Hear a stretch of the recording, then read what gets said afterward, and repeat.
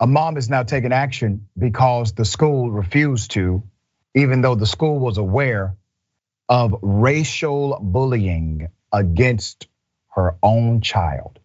Let me give you the background to this story. Let's put up a picture of the front of the school, okay? Parents of a black teen at a majority white middle school in Tennessee are fighting back after being bullied and harassed for months. They are filing a federal lawsuit against school officials. The teen's mother, Erika Qualls, contends in the lawsuit. She repeatedly sought help from administrators at Church Hill Middle School and Hawkins County Director of Schools, Matt Hickson, but they either ignored or downplayed her complaints. But let me tell you why I believe this woman. I believe this woman because right here on Indisputable, we have reported on the same kind of stories throughout this country. We've reported on children who committed suicide because school systems decided to ignore the racial bullying that was happening, and legitimate complaints were logged, they were filed, and they did absolutely nothing.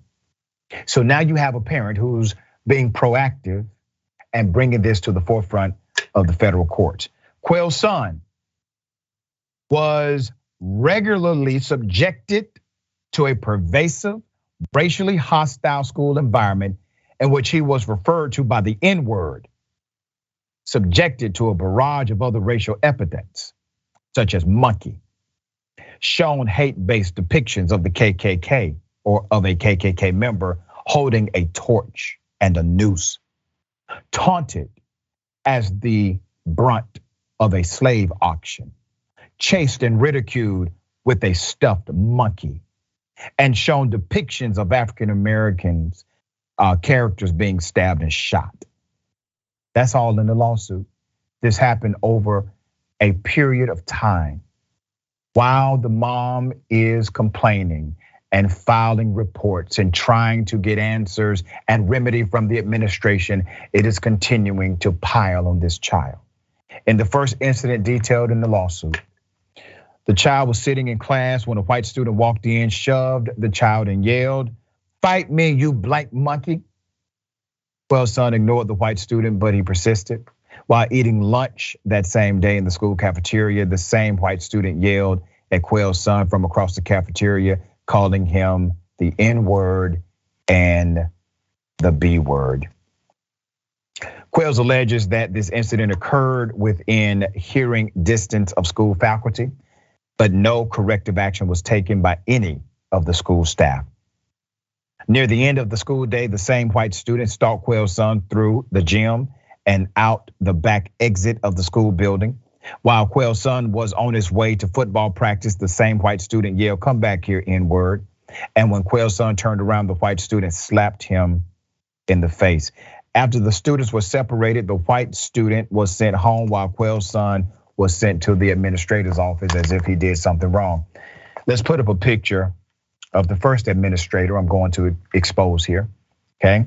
While in the office, assistant principal Natasha Bice, the school administrator, allegedly demanded that he tell her what he said to the white student.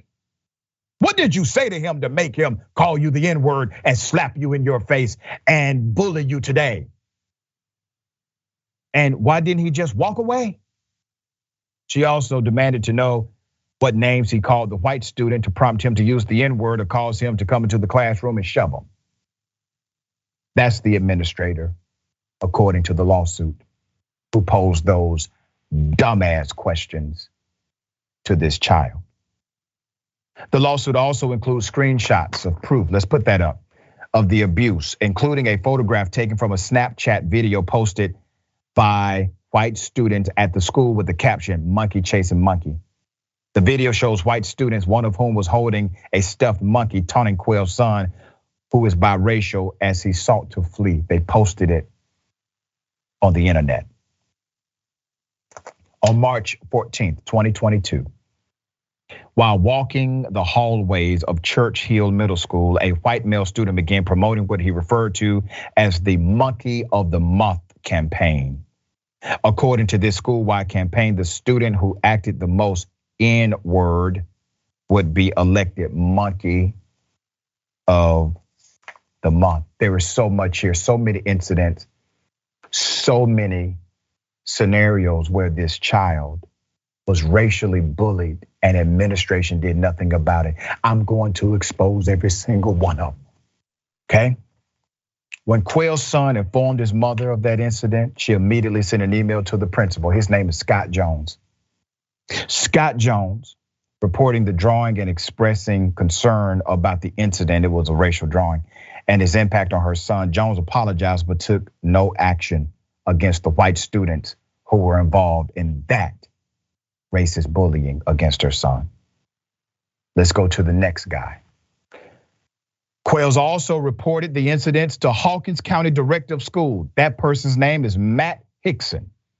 Director Hickson told Ms. Qualls that school administrators were made aware of the incident and that a full investigation was underway. The school system delayed this investigation, however, and did not interview the male student responsible for the racial taunting until several weeks later. Let's put all three of them up. At a follow-up meeting with Hickson, Jones, Vice, and School Administrator Thomas Floyd, Hickson told Qualls the school administration was not going to focus on past incidents, but work hard to make sure they didn't have any more racially motivated events. Okay. Well, here's the thing. You may not want to focus on past incidents, but we are. Okay. Now, I wish I could do more.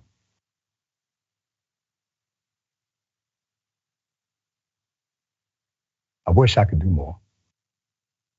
I wish I could take the pain away from this child.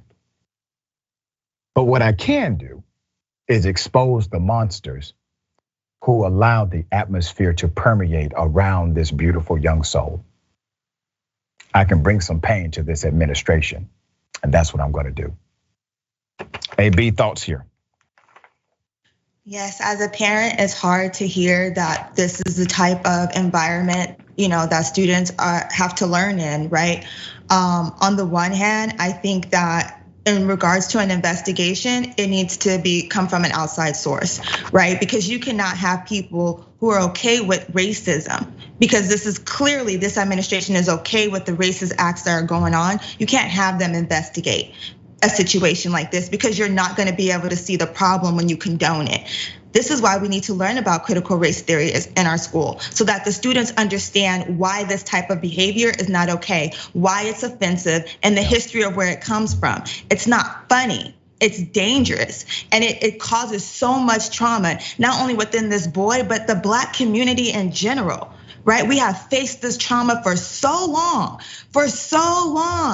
and administrators don't take it serious. And you want to fight against teaching your children about racism, but this is why. So and I don't condone violence at all, but when one of your white kids gets slapped for being racist and out of pocket, then you're gonna think that Black boy who took action is wrong. But at this point, what else do we do? You don't want to teach your kids better. This is cultural.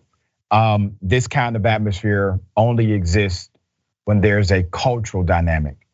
Parents are racist, children are racist, school administration racist, and a child of color has no chance. All right, it's a damn shame. We're gonna follow this story. Lawsuit is pending.